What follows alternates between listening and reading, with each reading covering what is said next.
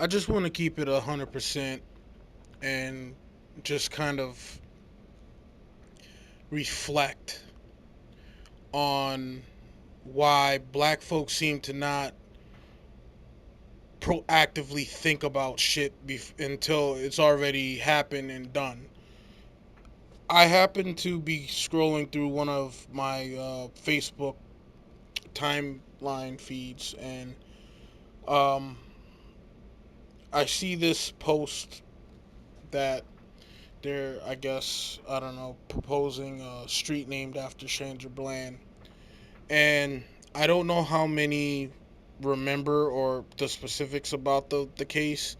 There was a black woman that I guess drove down from, I mean, I'm assuming she was from somewhere up north. I think it's Chicago. I'm not 100% sure. I would have to go back and matter of fact, I could probably just look it up right now. But either way, she was driving down to Texas for a job, and in the meantime, got into conflict with a white police officer, and as it is stated, the cop was overzealous and probably should not have, uh, you know, I guess this is what people are saying. The cop shouldn't have overreacted the way that he did, provoked some of the situations, um, and whatnot. And I'm not really here to place blame, but I'm here to really put forth a thought. And this is what kind of really frustrates me and like irritates me about this whole entire case, because the reality of the situation is that this woman's family had an opportunity to keep her away from, as what black folks have said, a racist system that does not like black folks. Okay, so this is, I'm not putting my personal opinion in it. I'm not saying whether I feel it's this way or that way. I'm simply stating what I have heard other people say, and I'm taking what they're saying and I want to make a logical argument. It's not for, it's not against. I'm just simply asking a question. So, here's my thing. If I have two sons, they're very young, but let's say 18 years from now, my sons, one of my sons calls me up and says, "Hey dad, um I got arrested. Is there any way you could bail me out?" And I would be like, "Son, what happened? What did you do? What happened to you? Can you tell me? Give me some specifics." Even if he was dead wrong and he was guilty of whatever he did, if I know, if I'm one of those black people who say this is a white supremacist society and they hate black folks, I would automatically know over my lifetime, over my life experiences, that police stations or jails or prisons or correction facilities, all of them hate black folks because all of them incarcerate black folks, right? So when this woman made calls to her family asking them to send money down there to bail her out, why didn't they? Why didn't they bail out this their family member, not just someone they happened to meet and they became good acquaintances, and then she calls them out of the blue and says, "Hey, I've been arrested. Can you bail me out?" This was a sister, a daughter, a cousin, a friend, right?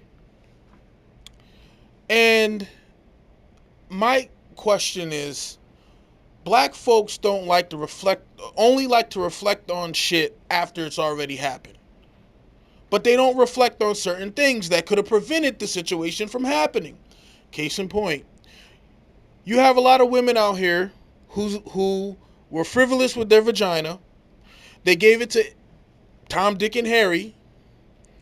One of them, Tom, Dick, or Harry, has gotten I'll go my grandma's route. She used to say Susie Q. I don't know why, but she used to say that. Tom, Dick, or Harry has now gotten Susie Q pregnant. Susie Q doesn't know who got her pregnant, so Susie Q just goes eeny, meeny, miny, mo. Says, Tom, you got me pregnant. Tom is like, fuck. So Tom goes through all this shit, gets put in the system with the child support, and all of a sudden, Tom says, you know what? This kid's getting older. It don't look nothing like me. I'm looking at my baby pictures. So Tom gets some, secretly gets a DNA test, comes to find out it's not Tom's. So Tom goes the fuck off. He's like, yo, I've been paying child support for like 10 years for a kid that ain't mine. Tom loses it. Tom goes, blah, da, da, bow. Lays Susie Q out.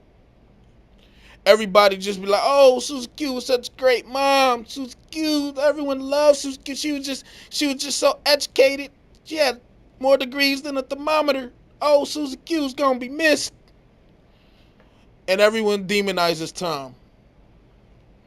But if Susie Q would have been more respectable with her vagina, if Susie Q would have known who exactly got her pregnant, that would have prevented her from getting blah, blah, bow, wouldn't it? But see, black folks don't like to think like that because it's too damn logical and it overthrows most of their arguments that white people hate them. White people may not like black folks, but they tolerate black folks. They do. Because if they really did not like black folks would not be easily just chilling in the projects, living off government assistance. Not saying that all do, but those who do would not be living comfortable. You get what I'm saying?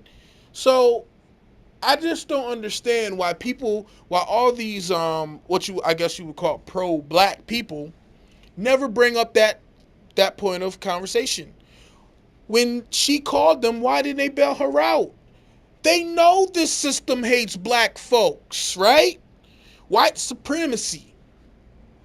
Oh, I'm sorry. White supremacy. So they know that white supremacy hates black folks, right? So why would you let your daughter, your cousin, your friend, your sister rot in a jail hundreds of miles away from where she is from if you know that the system, yes, she is from Illinois, Naperville, Illinois. I was right. Naperville, Illinois is a suburb of Chicago. Okay. So, you should know that this system hates black folks. So why in the living hell would you allow her to stay there, especially being hundreds of miles away from home? Now, how she acted, I wouldn't have acted that way. I'm not blaming her. I'm not saying that she caused her death. All that I'm saying is that black folks like to be retrospective instead of being proactive. Black folks like to say, rest in peace, my nigga. Rest in paradise, my nigga. I see you when I get there, my nigga. But that nigga was running in the street, ripping and ramping and killing and selling drugs and doing all types of manner of dumb shit until they nigga got blah, blah, bow. And now all of a sudden, it's rest in peace, my nigga. It was never like, yo, my nigga, you need to stop, my nigga. You need to stop before you get killed, my nigga. I don't want to see you get locked up, my nigga. But no one ever thinks in the black community is a proactive manner. Excuse me, got choke on my spit. The reason why I decided to get married was because I saw that my mom was not married. I saw that how life was so much more difficult for us because there was only one income coming into the house, and how that majority of that income was taken up to pay the bills. And so whatever that was left over, I had to be mindful because I didn't want my mom to use her last $20 or $30 on me. I went hungry in college because I didn't want to ask my mom for $20 because I was working at that time in the early 2000s below minimum wage. And so I was only making about $60 every 2 weeks. living off $60 every 2 weeks, $120 a month, a broke ass, hungry ass college student. That's what I was. And I said, damn, if I ever meet the right person that I know wants to have children with me, when we get together, I want to make sure that my life is in order to the degree that I do not want my children to live the same way that I had to suffer because of my the lack of intelligent decisions that I made in my life. The fact that I screwed my life up at an early age, and now I brought a child into this world that damn well I might as well screw that child's life up too, because I wouldn't be able to handle and support the child like I was supposed to. I don't understand why black people look fondly on people after they die. I don't understand why everybody was a Tribe Called Quest fan after Phife Dawg died. Nobody gave a fuck about Tribe Called Quest. No one gave a fuck about Phife Dawg. It wasn't until he died that all of a sudden now all his old run. Now I love Tribe Called Quest. I was heartbroken when they broke up. But I'm gonna be honest, I wasn't thinking about Tribe Called Quest in 2016. I was thinking about them when I was in college listening to their music, saying, damn, I wish they didn't break up. But once I got out in the real world and was living life, I didn't think about that shit. Like, stop being so damn retrospective. Like, enjoy the fact that I enjoy the fact that when I was born, I lived through the golden era of hip hop. That I know what real hip hop sounds like. Yes, I look back on it and I'm like, damn, I wish music was like that, but I'm not gonna sit there and be all sad, crying tears and shit because music sucked. Now I enjoy the fact that I was able to live through an era where there was nothing but hot music. At least to me. Kids that weren't born in the era, they think this crap is hot. But stop acting like, shit is such a tragedy when things could have been prevented. Some things can't be prevented. But looking back on it, if her family gave a fuck about her, they would have gave, I think it was only $500 they had to come up with? I'm not 100% sure. But I know it was like under $1,000. You telling me you got all this family and each one of them couldn't put $100 together? I wouldn't, if one of my sons got in trouble, me and my wife would, especially if he's like, Dad, all I was doing was minding my business and this cop harassed me and put me in jail or locked me up, now I'm in jail, my first inclination is, oh, that's a black man. I know how they feel about black men. I don't want my son getting something happening to my son in jail. Hell, I might even drive down or wherever he may be.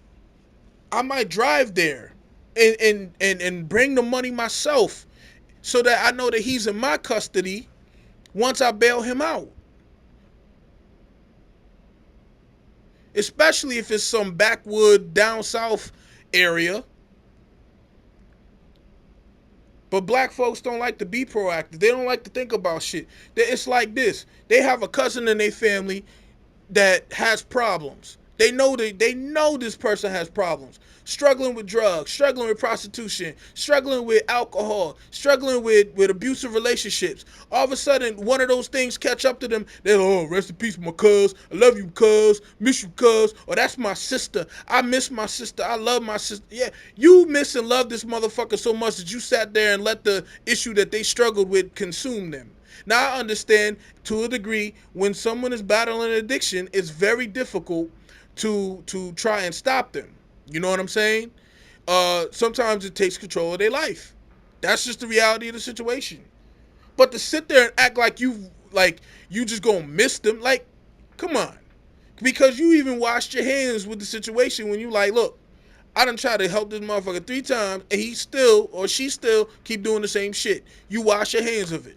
At that point, you've already basically said you don't give a fuck. If you gave a fuck, you would still keep trying, no matter how many times you fail. It's like they say when you fall off a bike, get back on. Dust yourself off and try again. Right? But like I said, black folks don't like to think proactively. They like to wait until shit happen, and then all of a sudden Now they miss, they love, and all this other shit. Rest in peace. You ain't give a fuck. None of y'all gave a fuck. None of y'all knew who the fuck Sandra Bland was until the American mainstream media put her out in front as some type of victim of racism. When all she had to do was just take the fucking ticket and go. Like I said, I'm not saying she deserved what she got, but when I got pulled over down South Florida, some backwater fucking town in Florida 2 years ago, I got a speeding ticket when I wasn't the only motherfucker on the street on the highway speeding. Matter of fact, when the cop put the fucking siren on, me and three other cars pulled the fuck over because we all knew we was speeding. But who did the motherfucker chose to pull over and fuck with? Me, the black dude.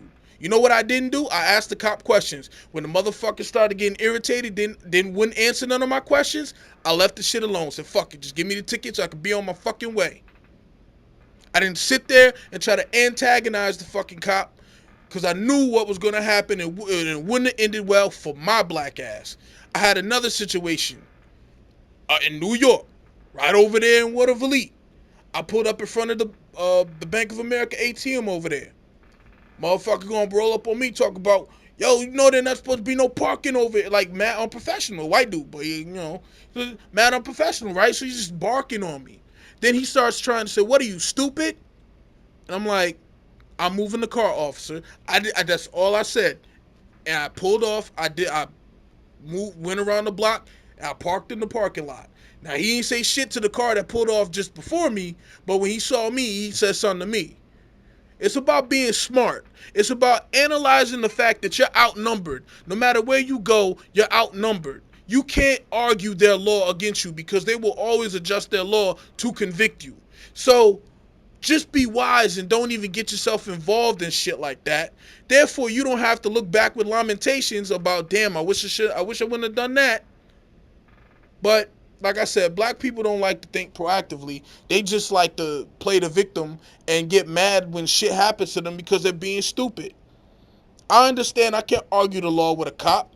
Even though the cop let someone else break the law, if I ain't supposed to park there, I ain't supposed to park there. Fuck it. I'll move the car and go on about my life. It's not worth me losing my freedom or losing my soul over some stupid shit because a cop want to be a dick one day.